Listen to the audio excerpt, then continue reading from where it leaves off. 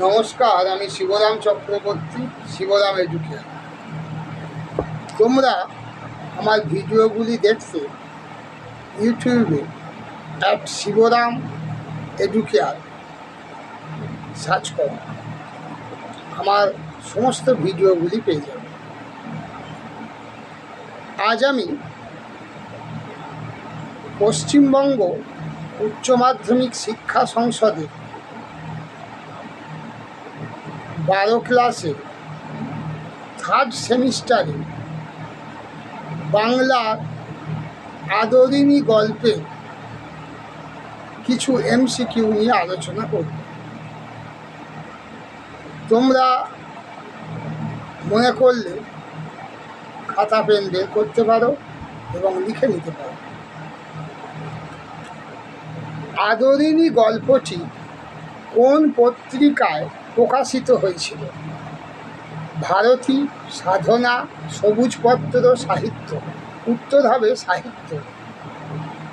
আদরিণী গল্পের নামকরণটি ঘটনা প্রধান, চরিত্র প্রধান, স্থান প্রধান, ব্যঞ্জনা প্রধান। উত্তর হবে চরিত্র প্রধান।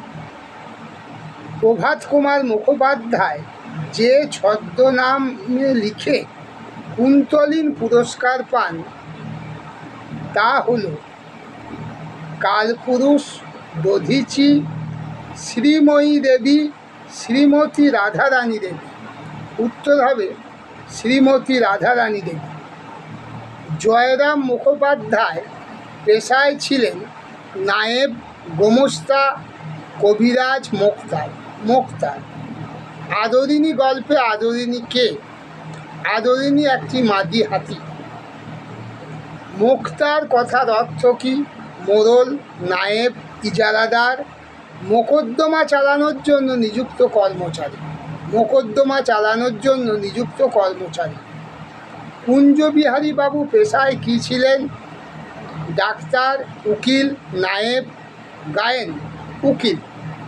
পীরগঞ্জের বাবুদের বাড়িতে যার বিয়ে ছিল, মেজবাবুর মেয়ের, বড়বাবুর মেয়ের, সেজবাবুর মেয়ের, ছোটবাবুর মেয়ের, মেজবাবুর মেয়ের।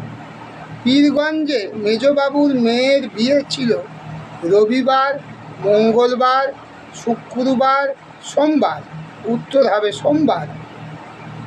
মেজবাবুর মেয়ের বিয়েতে বাইজি এসেছিল কলকাতা থেকে, লখনৌ থেকে, দিল্লি থেকে, বেনারস থেকে। উত্তর হবে বেনারস থেকে।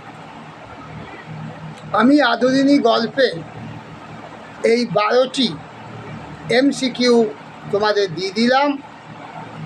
বাকিগুলি নিয়ে আমি একটি ভিডিও বানিয়ে দেবো। আজকের মতো আমি এখানেই শেষ করছি। নমস্কার।